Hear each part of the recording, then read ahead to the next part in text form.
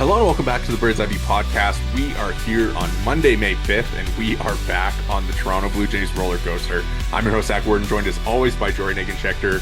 And Jori, how are we feeling about the last few games of Toronto Blue Jays baseball? Yes, it's been up and down for the Toronto Blue Jays, which is to be expected, I suppose, at this point. A couple of big wins earlier in the week, or rather last week, against the Boston Red Sox. Vlad Guerrero Jr. comes alive for the Blue Jays.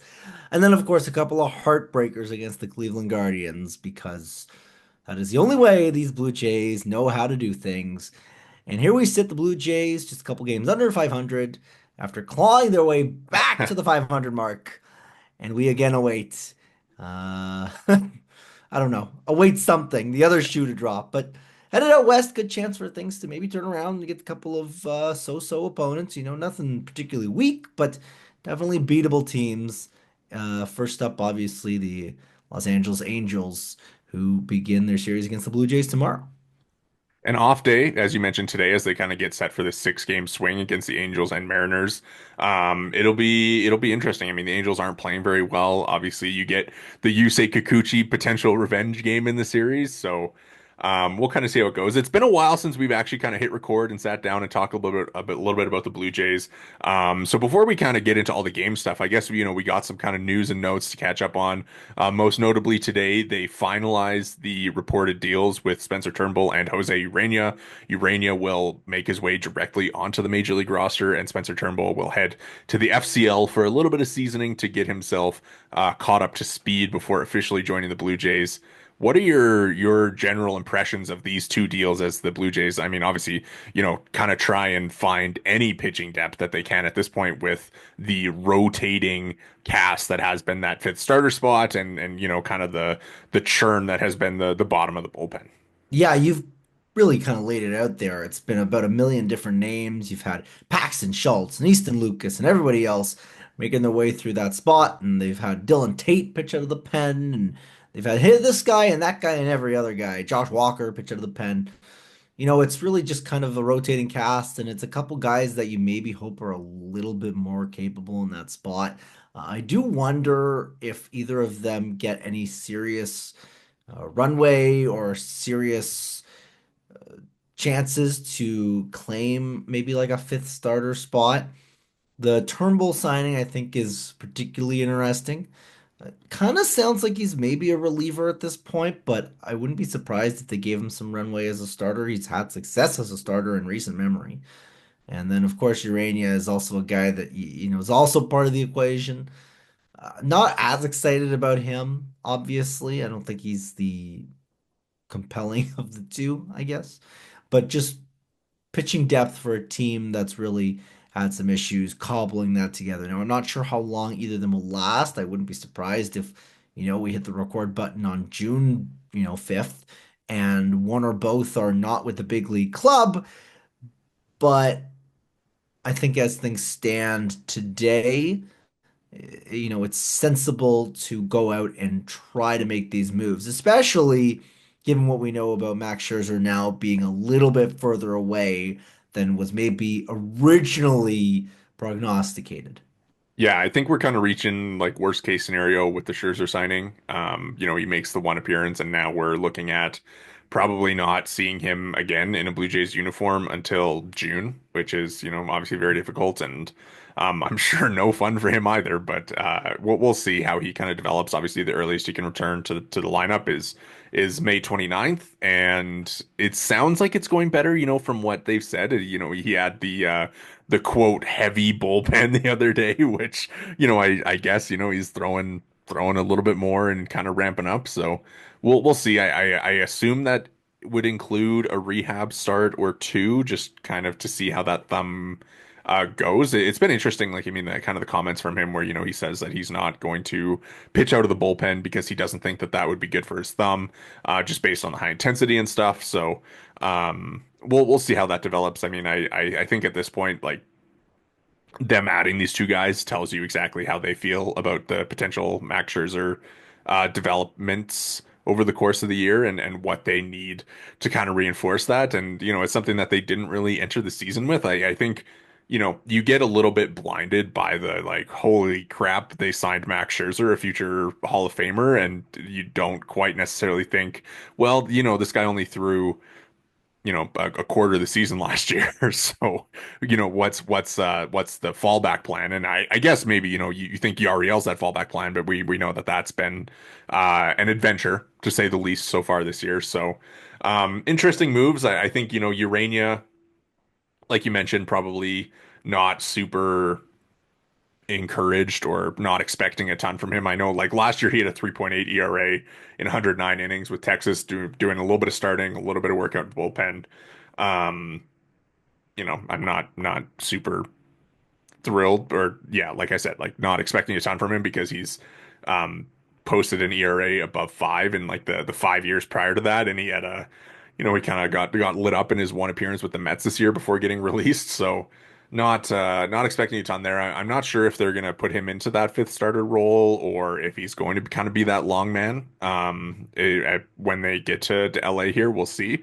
But Turnbull I think is really interesting. I can kind of get into it a little bit more, but Turnbull, I think last year with the Phillies was really good. He was really, really great out of the rotation for them. You mentioned, like he did a bunch of relieving for them last year, kind of filled two roles.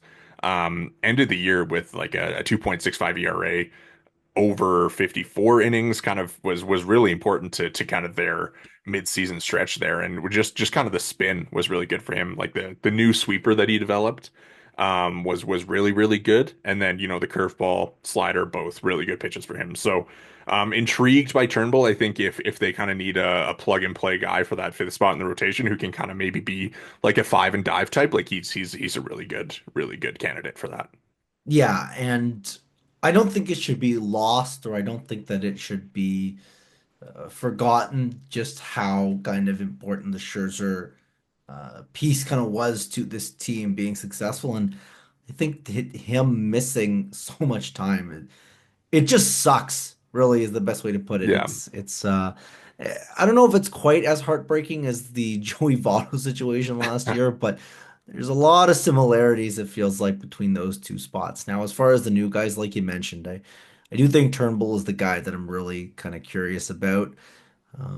I guess we'll kind of see how he acclimates as he kind of works his way up. I'd imagine he probably gets some time at the FCL. He probably gets some time even at AAA. Like they'll probably give him, you know, couple of chances to get loose. I can't imagine he'll be up within the next week, but you would figure that he probably gets maybe not a leverage role per se, but like more of a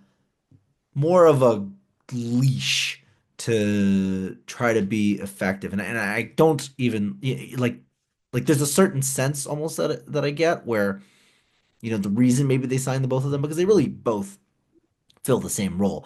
Obviously, it's nice to have the depth, but I suspect it's a bit of a maybe Ureña bridges the gap, and then maybe Turnbull picks up if he has his struggles.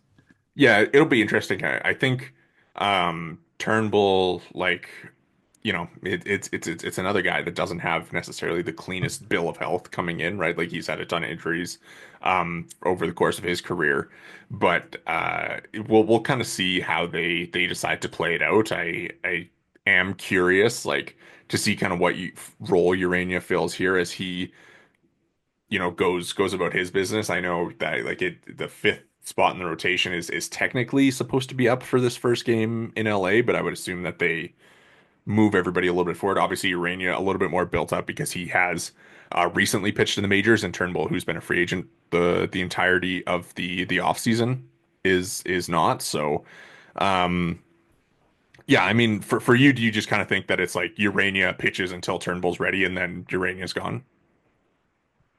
Like that kind of feels like how it's gonna go. I wouldn't necessarily put it past the Jays to keep them both. I mean, the Jays love flexibility and versatility, and in theory, having more pitching provides that. I don't know if maybe there's some kind of opt out in their clauses. I don't know if that's something that you would even be able to have on a major league deal because they both signed those major league deals. It seems redundant to have both.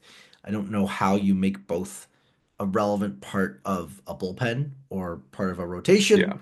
I don't know if it's just you're looking for some length and when maybe has a role in the bullpen and the other one has a role in the rotation, but you need some arms to be able to go out there and provide you not even quality innings, just innings. Yeah. And the I mean, Jays didn't have that. when you kind of look at, I think the ideal scenario is like you get with Eric Lauer still on the big league roster. They sent down Josh Walker to make room for Ureña. So maybe Lauer gets that start and Ureña kind of works behind him and they kind of piggyback each other. But I think the ideal scenario is like you have like Lauer, Ureña, that kind of group. Yariel kind of take that fifth spot until Turnbull's ready, be it Turnbull up. Oh, and then and then when Scherzer's back, then you kind of move Turnbull into the Ross Stripling-esque role.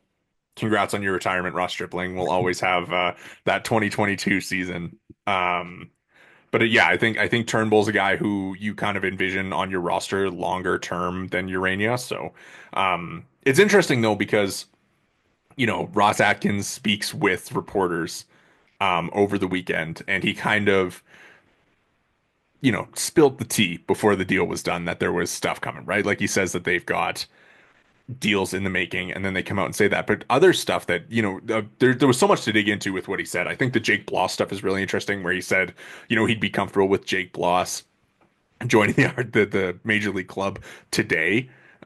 Despite, some of his struggles. I know Jake Bloss left his start with an apparent injury the other day. What did you kind of make of the Jake Bloss comments, and how do you think that he kind of plays into this? Yeah, we sent it in the group chat. Jake Bloss is major league ready, but you know, is he major league ready or is he major league ready? Because yeah, technically he's major league ready. He pitched in the big leagues with the Astros. He's pitched in the big leagues with the Blue Jays. Or rather, he's been part of the kind of equation. I don't believe he actually he's He pitched in the big leagues, Not has he? yet, no. But he's been part of the equation for the Blue Jays rather.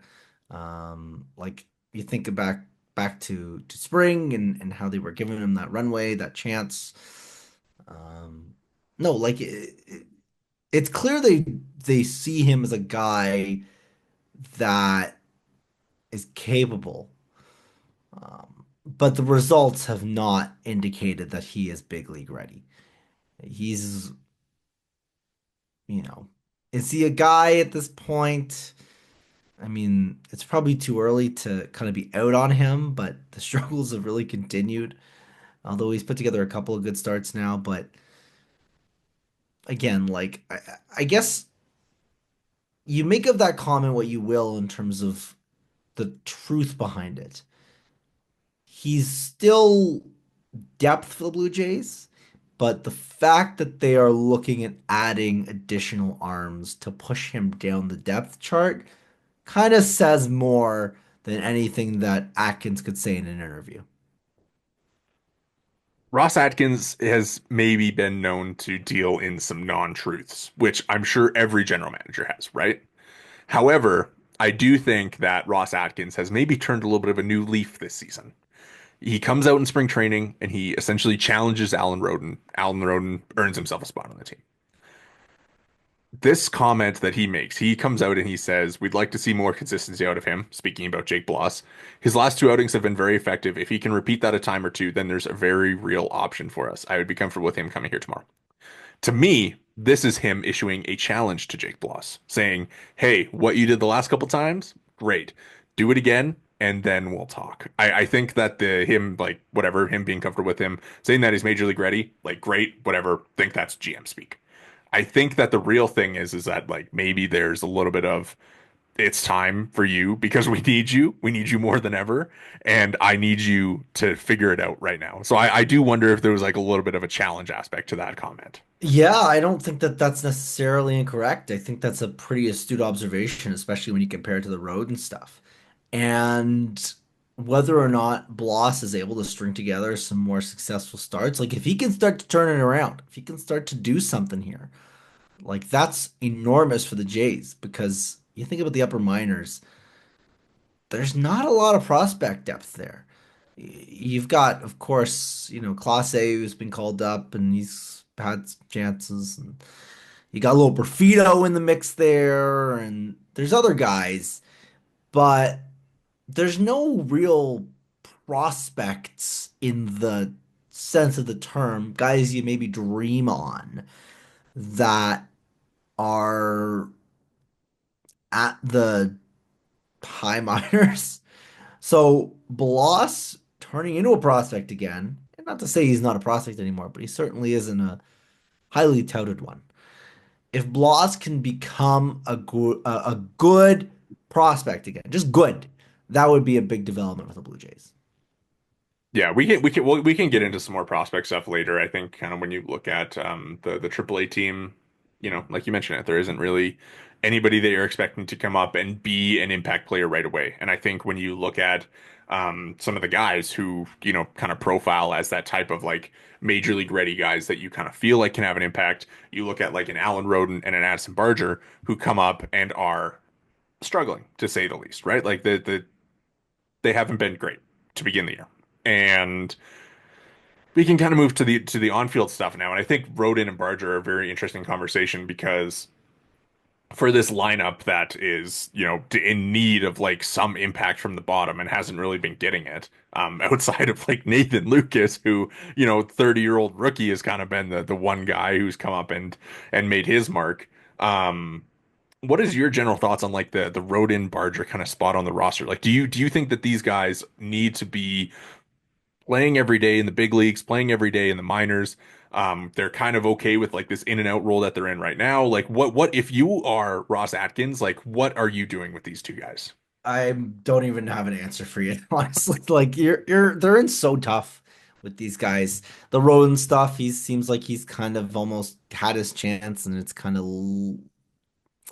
with Varsho back up and all the other outfielders kind of in the mix, it kind of seems like he's kind of lost his spot. He's not playing as much as he was to start the year. It seems like he's kind of a guy that could be sent AAA. The Barger stuff, I don't have an answer. I mean, the tools, but this guy just doesn't seem like he's got the juice, which is crazy because if you look at him, he's juiced up. But I don't even know what to make of him at this point. We talked about it, last episode with GJ Stats, Thomas Nestico, and like you love Barger for what he could bring, but what he has brought is negligible at best. In the last week, Alan Roden got 5 plate appearances.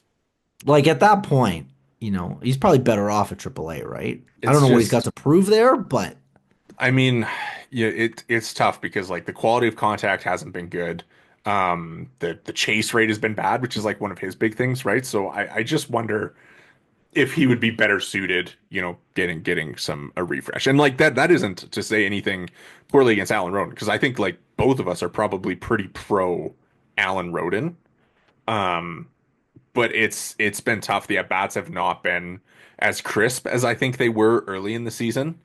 And, like the walk rate obviously was always going to go down, but just like seeing the chase that he has been doing a little bit more recently. And I'm sure that he's pressing, right? Because he's trying to prove that he belongs in the big leagues. And now that it's even in less playing time, I think that there's um, probably, an adjustment to be made there, especially, I mean, kind of like just looking into some of the things, like he's seeing the ball in the zone like so much more frequently. Like pitchers are just challenging him and he's not responding. So I think that there's probably a couple adjustments to be made there. The defense has been great.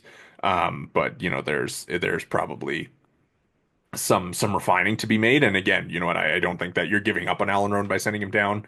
I wouldn't mind. I know like the guys like we just said the guys in AAA aren't gonna really be a solution, but I wouldn't mind like you maybe flop like Roden in Class A and you kind of get a different look and different feel and just kind of try some different guys out. it's you know what the problem kind of is, and I feel like I've said this before, is they've got this big mushy group of guys. There's Yeah. about 7 or 8 guys in there. And it's pretty clear that the front office was betting on 3 or 4 of this group turning into league average or better hitters. And outside of Nathan Lucas, I don't think there's a single other guy that has shown that they're capable of being a major league hitter. And even the Lucas stuff comes with standing that, he's hitting 300. He's been hitting the ball well over the last little stretch, but like there's it's another guy with no power that gets on base at an okay clip that doesn't actually do damage. Like you need someone or something to happen where you've got a guy in that group that's actually capable of punishing guys. Relvis was supposed to be that. He hasn't been that because he's been, a non-factor in AAA. And then you look at they've gone through Schneider and they've gone through Wagner and they've gone through Loper-Fido. He hasn't even really gotten a chance. And Clase is maybe a guy, but he doesn't really hit for much power either. Like you've got a million different names that you're hoping are going to be a factor, but they're just not. And you've got this glut of these quadruple A types, which is good to have, but someone here has got to be a major league caliber talent, and there just isn't any. Yeah, I think when you break down the roster, right? Like if you look at it like Bo, Vlad, Santander, Springer, like you're not changing anything in that group. And Springer's been great. Vlad, obviously, he has the big home run against Kirk the has Red turned it Sox. around a lot. Kirk's He's been coming around a little good. bit. Dalton Varsho comes back, and obviously, he hits two home runs. The K rate is still very high, but I mean, it's been 5 games, so not super concerned about that. Dalton Varsho is probably going to be an around league average hitter and a great center fielder, right? So again, you know what? At least he brings the threat of some power in the middle of the lineup, which was something that they dearly needed. And then Kirk, like you mentioned, is kind of coming around, but then it's like that Barger, Lucas, Clement spot.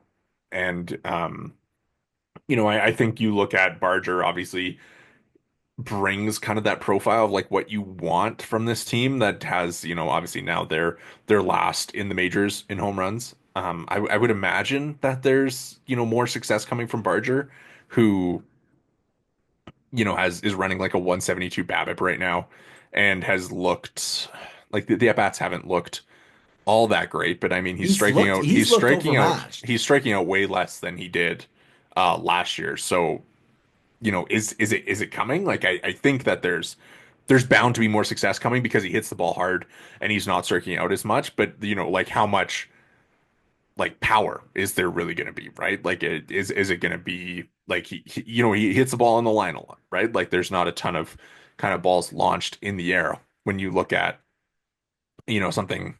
His barrel rate is pretty good, um, but there's just kind of when you can kind of turn those expected results into production. And the scope of that production probably isn't to an all-star level. Like it's probably in an ideal world, probably like a 110 WRC plus, right?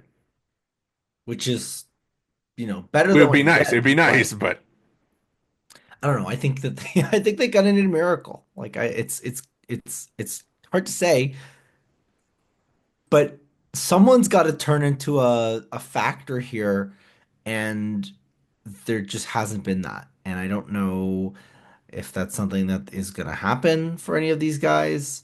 I certainly don't want to give up on Barger. I think the yeah, tools are there, and I think everyone thinks the tools are there. And I certainly don't want to give up on, Rodon's just a kid. He's yeah. making his first appearance at the big league level. Clase is getting his first extended taste potentially, although who knows if that's actually going to be anything meaningful. Um, like, there's going to be a churn at this, 26th man spot, but someone at some point has to become more than the 26th man on the roster. Is there going to be that churn though? Because we've talked about it that they are, slow to react to things, right? Like I think the Wagner going down when Varsho came back was fairly interesting. I know Wagner had been really not that great to start the year, and like maybe some defense stuff plays into that as well. But when you look at it now, like that right now they have how many outfielders on the roster, right? Like it's I About guess it's 40. I guess it's you're betting on Barger being able to play like a major league third base. Is that kind of the like? like, what did you think of the Wagner move? Like, did you think that it should have been Roden? Did you think it should have been Barger? Like, what I was kind of the I the think ideal that move you're there? I think you're saying the same thing but with placeholder names, right? It could have been any of them really. I don't think it really matters who it is. There needed to be some kind of shuffle from that group, and it almost like you flip a coin and it ends up landing on Wagner, right? Like Yeah. there's nobody in that group that I feel particularly confident in. And I know that that's a matter of fact, right? It's a group of guys that are just kind of guys. No one in there is really a difference maker. And you're not going to get a Vlad difference maker. You're not going to get a Bo difference maker. You're not even going to get a Dalton Varsho level difference maker necessarily out of that group. But someone has to be effective at some point, and nobody there has been effective. This episode of the Bird's Eye View podcast is brought to you by BioSteel. Use code Bird's Eye View at checkout for 20% off your order at biosteel.ca. Again, that's code Bird's Eye View at checkout for 20% off your order. For all your high performance hydration needs, visit biosteel.ca. Thank you again to BioSteel for sponsoring today's episode. So let's back it up a little bit. Since we last talked, they obviously have the 3 game win streak. They come back from down 6-0 to beat the Red Sox. Vlad hits the huge 3-run shot to give them the win in the middle game of that win streak, and then Nathan Lucas has the big RBI to give them the lead against Cleveland with another late rally to kind of cap this 3 game win streak. On a positive note, I mean, what were your kind of vibes during those 3 games? They were calling back into it. I mean, again, they weren't they weren't scoring, but the pitching did its part, and they were up for it. Other than, of course, the 6-0 down, and they clawed all the way back. That was something that was so deeply needed. I mean, to finally see some power come around was a welcome change.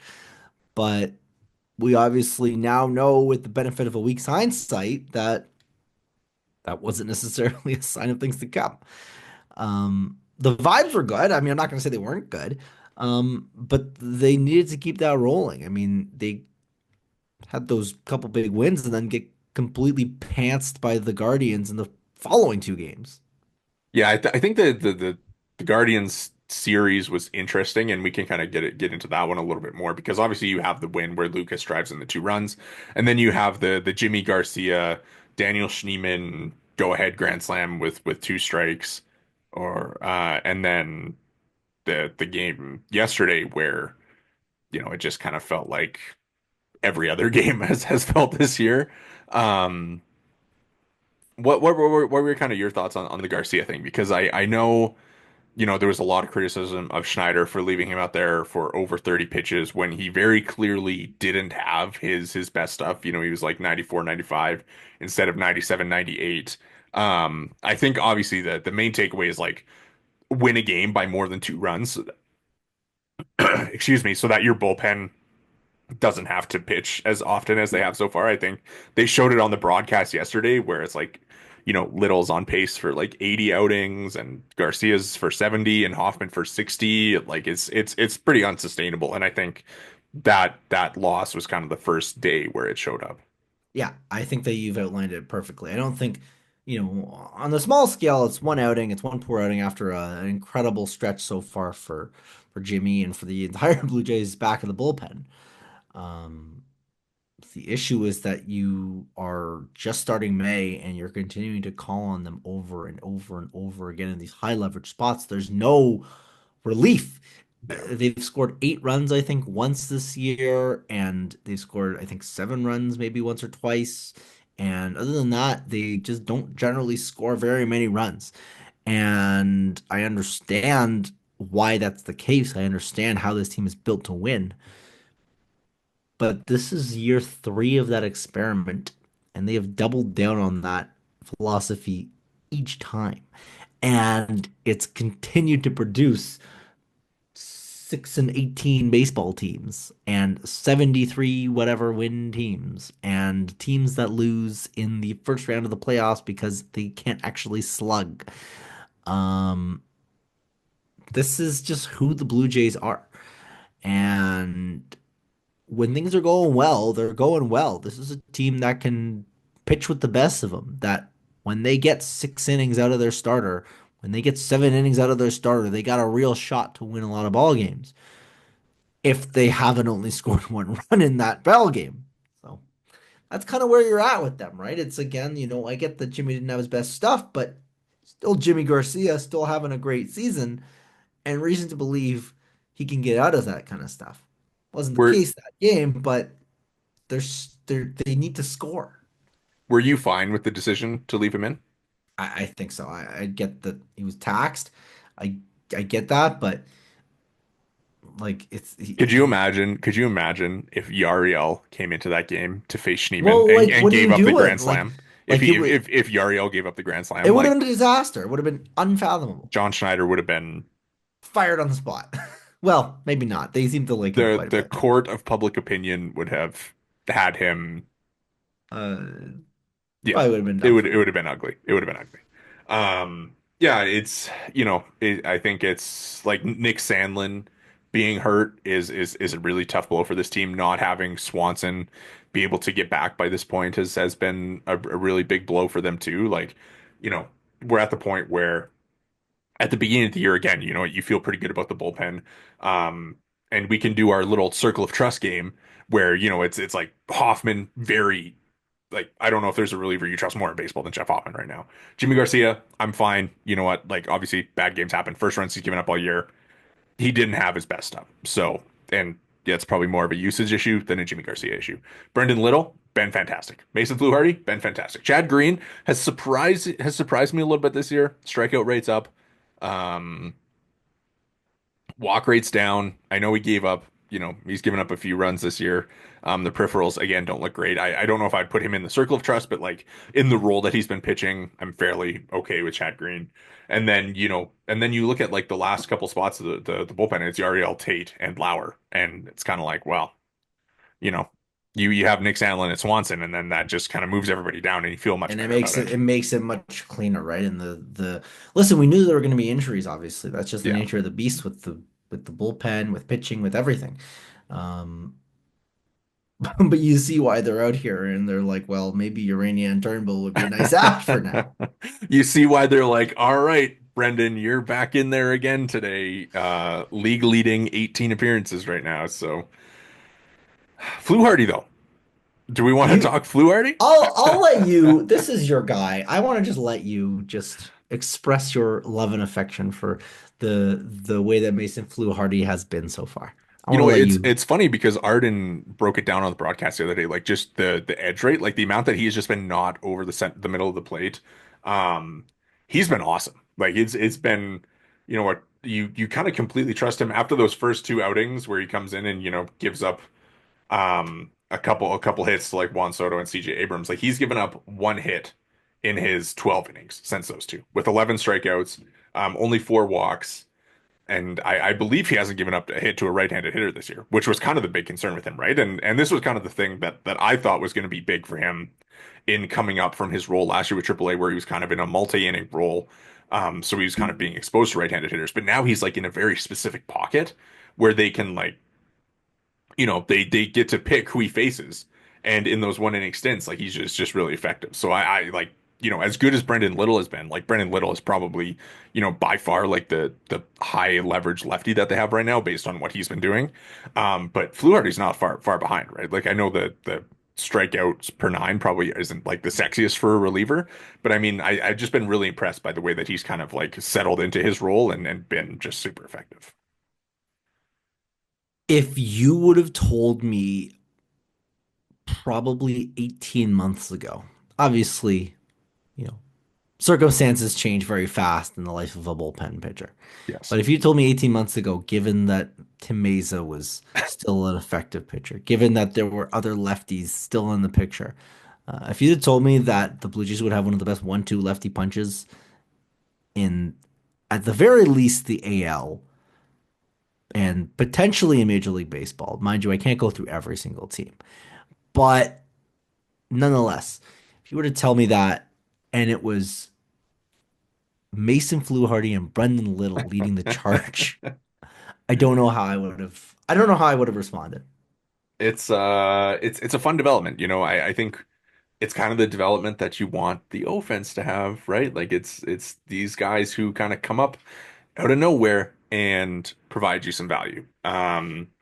And the Jays don't have that on the offensive side of the ball. It's kind of been the story of the year, right? Because, as much as Vlad, Bo, and Santander have struggled, like just kind of having, it's what we saw at the beginning of the year when they were winning, right? Like the first couple weeks. You look at like Andres Jimenez was swinging it well.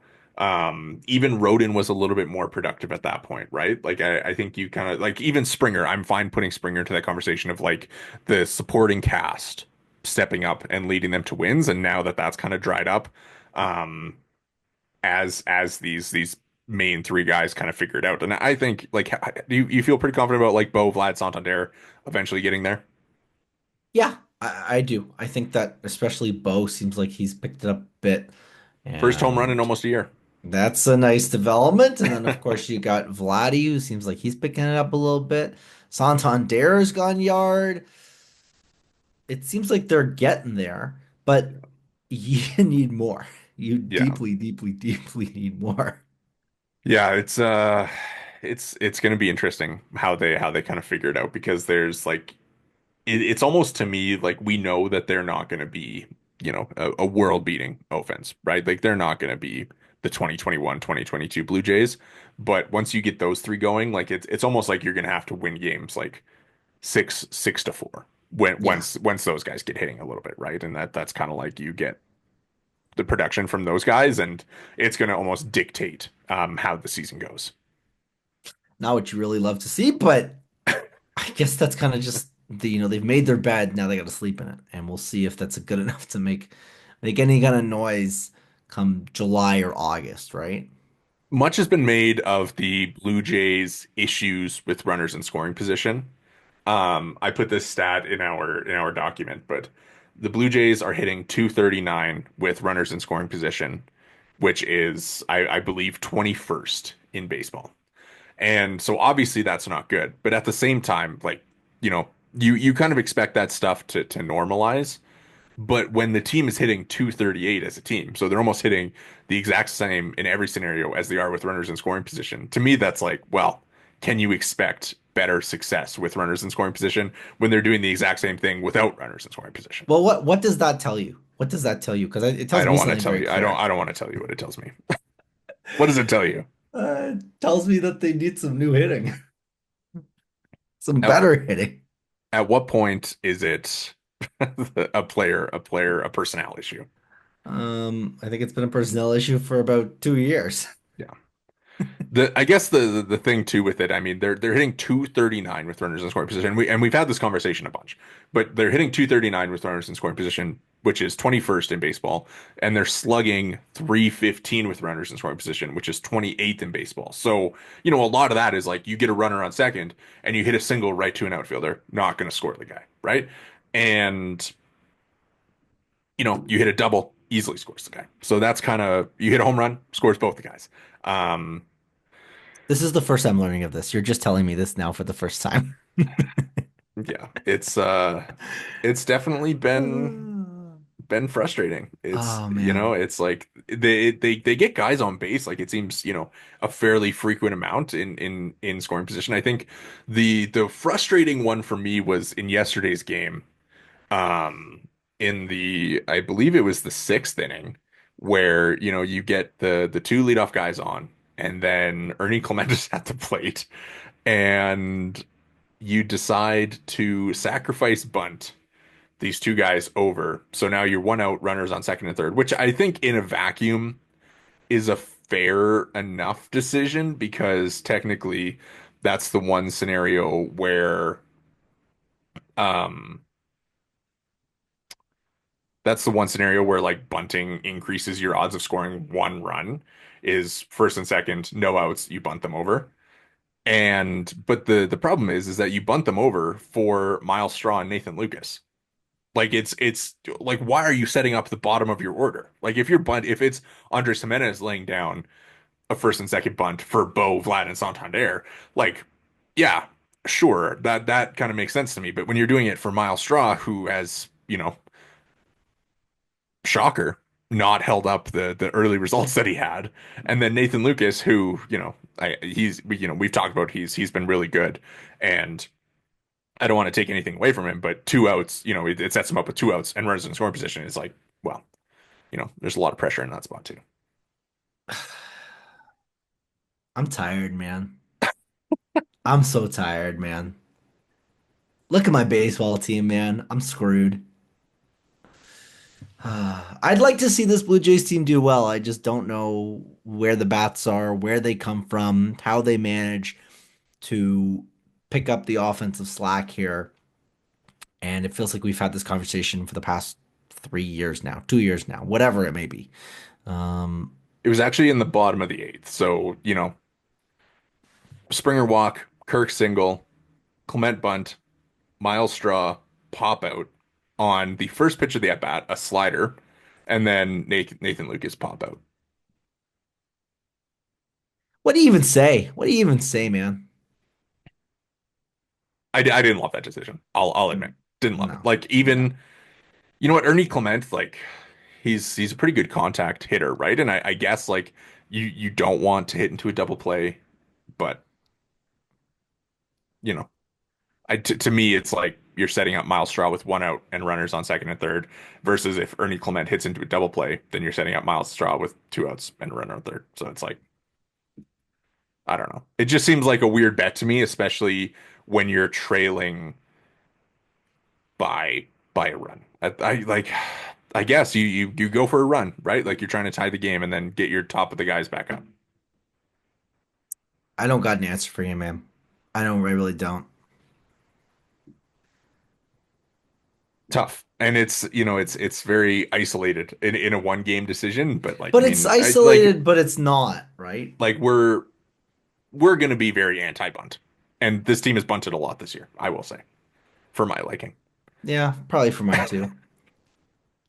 Okay, let's move on to something more positive. Unless you have anything else about the on-field play of this team in the Well, past week or so. I want to hear from you. You wrote something for the Stub Stack, just going over the Blue Jays farm system. By the way, go read that if you haven't yet. Um, Great piece, great analysis as always from Zach. But there's a couple names that we should highlight, namely one Arjun Nimmala. And I actually want to let you kind of, obviously, I've kind of set you up here. I want you to kind of give me the lowdown on Arjun and tell the listeners what is kind of going on with him because he's raking. Yeah, I mean, obviously, thank you for shouting out the piece. If you haven't checked out our Substack, we do try to write there sometimes, and um, yeah, Arjun. He's leading the Northwest League in home runs, man. He's got a 150 WRC plus at 19 years old, and it looks like everything that he did in the second half or after he returned from the development list last year has kind of carried over into this season. The strikeout rate has cut a ton from last year, which is super encouraging. Um, the swing and miss is still there a little bit. Like the swinging strike rate is about generally the same, but I think what the contact rate has gone up as he jumps a level, which is always encouraging. Like this is kind of like future superstar stuff. The Northwest League is like pretty notoriously powerless in the beginning of the year, so for him to like kind of hit his way through that is really impressive to me. Obviously, the weather there isn't the best at this time of year, which is why Trey Savage and Cal Steven are not in Vancouver right now. And when you kind of look at what Arjun Nimmala has done as a 19-year-old, it's just been really encouraging. And I think like, I don't know if he'll touch double A this year, but the way that he's performed so far, like I think you give him a couple more months of this, like a late season promotion totally is in the cards for him at this point. And like, I mean, if you're 20 years old getting to double A, like that's pretty impressive stuff. And I know Ross Atkins, like we talked earlier about kind of his media availability the other day, like kind of you know was very had some high praise for Arjun Nimmala, calling him a Bryce Harper type, or using Bryce Harper in his comparisons. He said he was up there among the first round picks as far as maturity that he's had to deal with in his career. I think like it's so encouraging to have like a future talent like this like kind of have this breakthrough. And I think we were talking about it in the group chat, and you kind of said, what would it take for him to get that promotion? I think, like once he cools off, if he's able to kind of cool off and then kind of find his way back, like I think that would be really encouraging, just to kind of see him work through some struggles, which obviously we've already seen him do, which is I think, really impressive when prospects, especially 19-year-old prospects, are able to kind of struggle, make some fixes, come back, and then find success. He's so young, which is the most exciting part. He Yeah. is 19 years old and he's doing this in high A. I don't even think you put a ceiling on him for double A. I think that he could definitely play in double A this year as early as the summer. Maybe it's not June, maybe it's not July, but I wouldn't put an August recall past him to get some reps with the Yeah. Fisher Cats. I don't think that that's too outlandish. And to be honest, I wouldn't even put a July call up necessarily past him if, he's still raking and the All-Star break rolls around and he's got a 150 OPS or WRC plus. What's to stop him from getting a crack at the double A level? And that's when you start actually, I mean, right now Bryce Harper's probably a generous comp. And it probably is a generous When comp. when Bryce Harper was 19, he was posting like a rookie of the year, like getting MVP votes. Like it's Bryce Harper is a talent of his own. However, however, you talk about him in double A, you know who else was in double A right around this time? Bo Bichette. Yeah. And that's when you start talking about having an actual genuine star on your hands. So there are three position player prospects that are teenagers in the Northwest League right now. Arjun Nimmala, Colt Emerson, Ty Pete, two Mariners prospects along with Arjun. Colt Emerson, notably like a top 30 prospect in baseball. And when you look at Arjun compared to those guys, Arjun, lowest strikeout rate of the three, highest WRC plus, highest average, highest or second highest OBP. Colts is a little bit higher because of his walk rate, but Arjun has the highest OPS. And like the slug, just ridiculous for Arjun. Like he's been hitting for so much power, a ton of doubles. Like it's just been, it's been the Arjun Nimmala show in Vancouver. And I feel like in Vancouver, they're probably like, oh, he's probably been being a little bit too good because we want to keep him around, right? Uh, do we dare dream of this guy being like a potential like 30 homer, 35 I homer guy? I think so. I think that's definitely in the Because cards. that's Like, there was talk of the power obviously out of the draft, but I think he was just kind of a pure, just people called him a pure hitter. yeah. But this is legit power. This is like big time power that he's showing right now. I think the maturity thing is big too. Like it's really, you know, it's not like we're around Arjun Nimmala every day. Uh, but when you kind of hear the reports, when you hear people talk about him, like it just seems like this dude is kind of built for this. And obviously, I think when you know that he like spends a lot of time with Francisco Lindor in the off season, and kind of, it seems like this is what he's been building to the entire time, right? So I think when you look at the way that he was able to kind of return from the development list and have that success last year, and now that he's like seemingly taken another step forward with his contact ability and the ability to avoid strikeouts, and it's not like we're a small sample size into the year now. Like he's been doing this for 100 plate appearances now, and I would guess there would be some fluctuations, but I really do think like what he's done has been sustainable, and as this especially as the weather gets warmer, I think we're going to see him hit a lot more home runs at home. Like he's only hit one in Vancouver so far because they spent a lot of time on the road, and obviously Vancouver not the most forgiving environment for power hitters right now. So I really do think that we're kind of going to see him continue this rise. I'm just thinking, man, like this is like a this is a legit top 50 prospect in baseball, even Yeah. if maybe the rankings don't reflect that yet.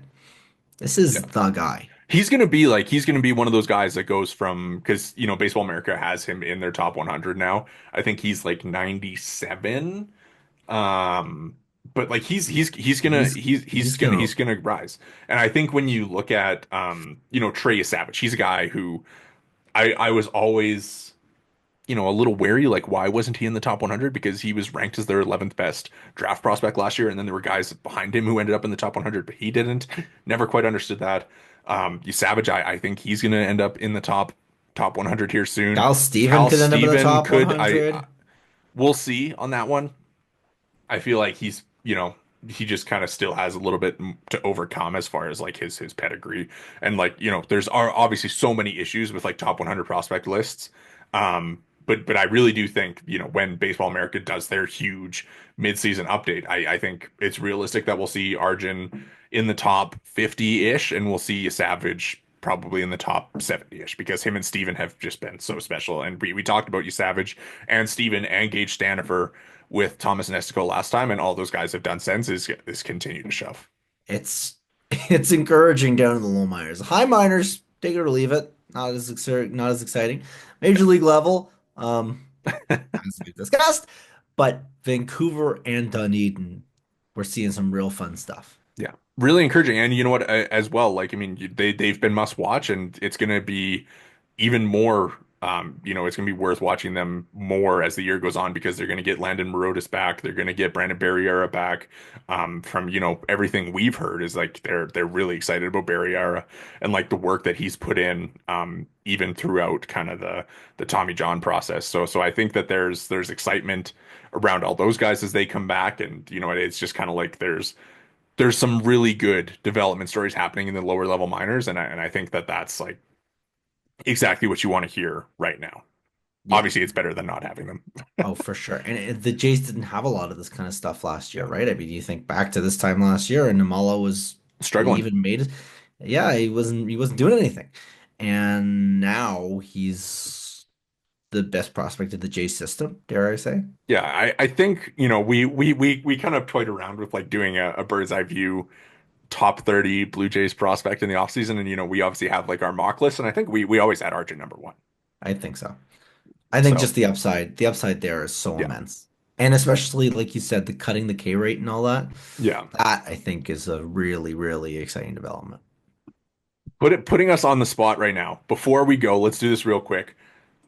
Blue Jays top five prospects right now. If we had to do a list, what are we going? We're going Arjun number one, obviously, and I think we're Yeah, going Savage number two. I don't think yeah, that's outlandish. I'm Who fine we with think that. in number three? Who we like in I number three? I'm fine with Tiedemann.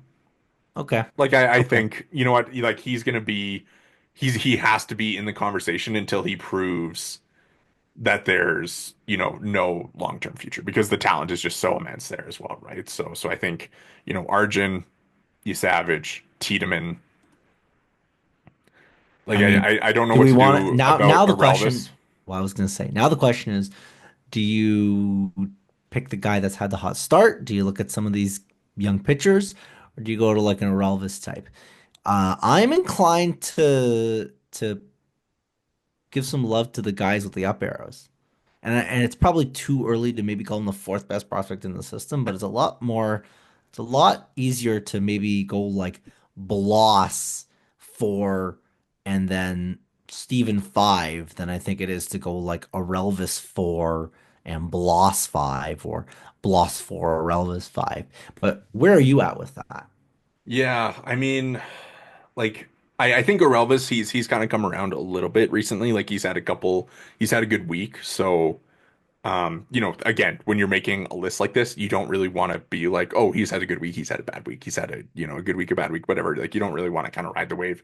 But I would be fine with putting a Relvis four, and then like has Cal Steven jumped the Kendry Rojas's, the Landon Marudis's, the Fernando Perez's? Like is that how good his start has been for him to kind of climb like that? Do you think into I'm the top I'm five-ish? I'm I'm prepared to do so. I genuinely, I mean, he's a second round pick last Yeah, year. It's not like there's no pedigree. And I think for a lot of these other guys, they haven't had the success that he's had to start the year. And they're all working around that kind of low minors level, and they're all kind of roughly facing similar competition. And nobody has really excelled to the degree that he has. And maybe it's presumptive, maybe it's very reactive, but I think in terms of the information that we know right now, has anybody in the Blue Jay system besides Nimmala and Savage been as exciting as Cal Steven? I don't think so. yeah, I would agree with that. I think. we'll see what happens with Marutis when as he kind of works back. Obviously, made his first appearance over the weekend with the FCL Blue Jays as they started their season. Josh Kasevich, obviously, he's kind of been dealing with the back issues and is working back right now. He's kind of in the conversation. Rojas has been hurt. Perez has been a little bit ineffective in Vancouver as he jumps a level. So yeah, I don't have any problem with kind of taking Cal Steven and making him kind of have that jump. Obviously, you know, proximity does matter in prospect lists. So I think, when you look at like a Jake Bloss, like if you put Cal Steven in AAA right now, is he doing what Jake Bloss is doing? Or is he Well, better? well, well. Oh, goodness It's gracious. yeah, we'll see. I mean, Jake Bloss 23, Cal Steven 22. So there is, there is some difference there, but I think, Jake Bloss being in AAA right now, like again, we've talked about it, but like if he doesn't make that kind of rise last year, where is he? If Jake Bloss was drafted by the Blue Jays in 2023, what level is he pitching at right now? Probably double A, maybe triple A, maybe. Maybe AAA. Yeah. So Definitely last year's circumstance changed his trajectory. yes, 100%. It's you know, it's been a struggle for him ever since he got over, which is kind of disappointing. You know what? Well, I mean, here's an interesting question because as they go in to face the Angels and they get Yusei Kikuchi this week, looking back on that trade, obviously they make the trade for, retelling the story. They trade Yusei Kikuchi, and of course the first thing is like, oh, it's Kikuchi for Bloss, and everybody's like, oh my God, Jake Bloss, like he's in the majors, young pitcher, like what a deal. And then it's like, oh, they also got Joey Loperfido, everybody's like, Joey Loperfido, oh my God, like crazy trade. And then they also get Will Wagner, everybody's like, wow, what a fleecing, right? Probably was when it all is said and done, like the Blue Jays probably won that trade because the Astros Just don't just don't on retain just on Kikuchi. team control, just on team Yeah. control. However, probably all not a all fleecing in the same all way. all three of those guys are in AAA right now after, Uh, Wagner ended up doing really well at the big after leagues after last year. mixed major league results or mixed AAA results. Yes. The Astros don't tend to be the stupid team in trades. Looking back on that trade, I mean, like we can just do this real quick, but like Bloss, Loperfido, Wagner, original rankings following the trade is Bloss, Loperfido, Wagner. What does that ranking look like today? Probably in reverse order. You think Maybe Wagner, Loperfido in Loperfido, third. Bloss? Maybe Loperfido third, Bloss second. Wagner's probably number one because he's actually had some major league success. But I Yeah. don't know. No one in that group's exactly the most exciting piece. But it's not. Listen, you win that trade, but that's not. It's not necessarily the fleecing Of it once was. of importance to the organization, Jake Bloss is first for sure. Yeah, yeah. But Just because how pitching works. But yeah. Loperfido's probably dipped in the last. But I don't know. Needless to say, it'll be fun to see Yusei Kikuchi again. Looking forward. Loperfido also kind of turning it around a little bit. But, Yeah, the it's strikeout rate down a little bit, walk rate kind of around the same. Would like to see a little bit more power, but hey. hey, it is what it is. We'll see how they all kind of come around here. You got any other prospect thoughts? Any other guys that are intriguing you outside of you Savage, Steven, Stanifer, Arjun? That's about the group. Yeah, It's a good group. It's good to see some success in the low minors. it is. It really is. All right. Well, with that, that is going to do it for us here today at the Bird's Eye View podcast. Make sure to hit the subscribe and like buttons if you're watching on YouTube. You can find us there at the Bird's Eye View Pod. If you're listening along on the podcast provider of your choice, make sure to drop a follow and review. You can follow us all on Twitter. I am at Worden_Zach. Jori is at Jori Negin-Shecter, and the pod is at BEV_pod. Thanks so much for listening and enjoy the games this week.